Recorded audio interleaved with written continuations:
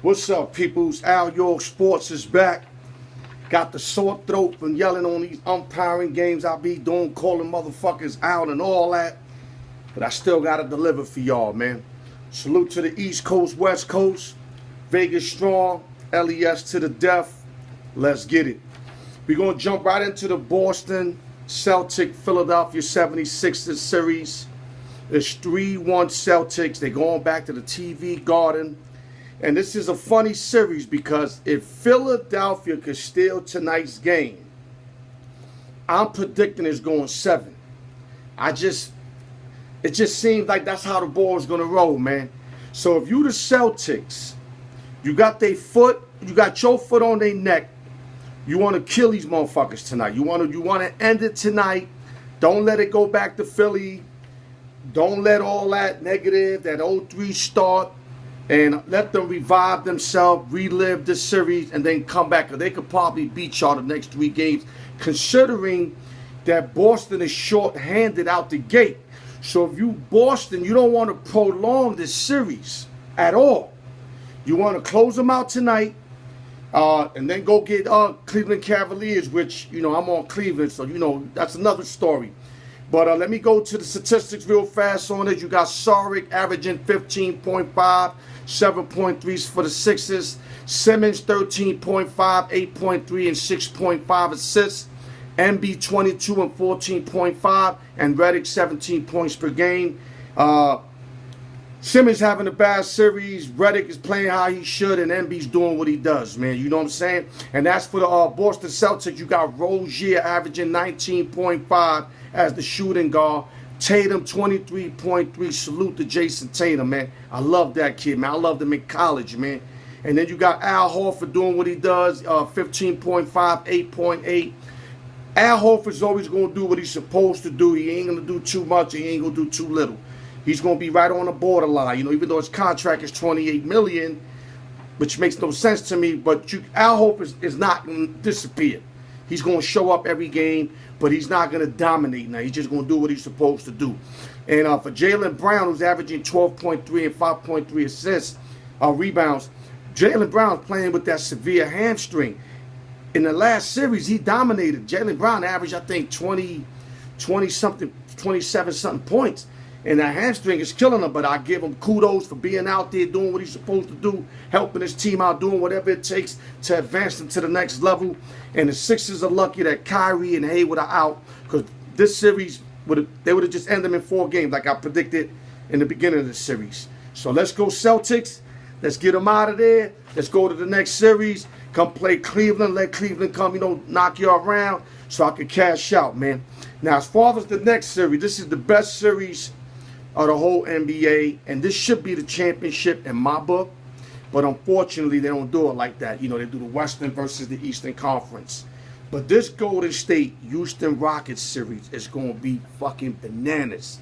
The only thing I don't understand, and I'm starting to think some funny shit, is why would they make Golden State minus 240 to win this series when they're on the road? On top of that, I could see if they was at home, I still would have made them like 180, because I think Houston got the pieces to beat these dudes. Houston, to me, is deeper than these dudes, man. Now, yes, they got the, Golden State got 4 future Hall of Famers, but Houston ain't, Houston, come on, man. With Harden, Paul, Capella stepping up, you got Ariza doing this thing, you got Eric Gordon doing this thing, Ryan Anderson, Green. This is going to be an intriguing series, man. And the only thing I'm worried about, I want Golden State to win this, but I think that 240 is going to put a chip on Houston. So I got like this going 6-7 Golden State, but this could be 6-7 Houston, because I don't like the line. I think the line's going to put a chip on his shoulder. And why would they make it so effing high when they're on the road? Unless they know something I don't know, which is possible, because that's how the NBA and all this gambling shit be about. A lot of times they know shit you don't know. But I'm going to put this out there right now.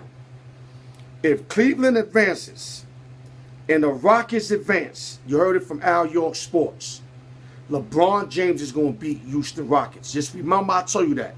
I can't break down statistically why, because I won't be able to. Houston's too deep. But I just got a feeling that's how that shit's going to pan out.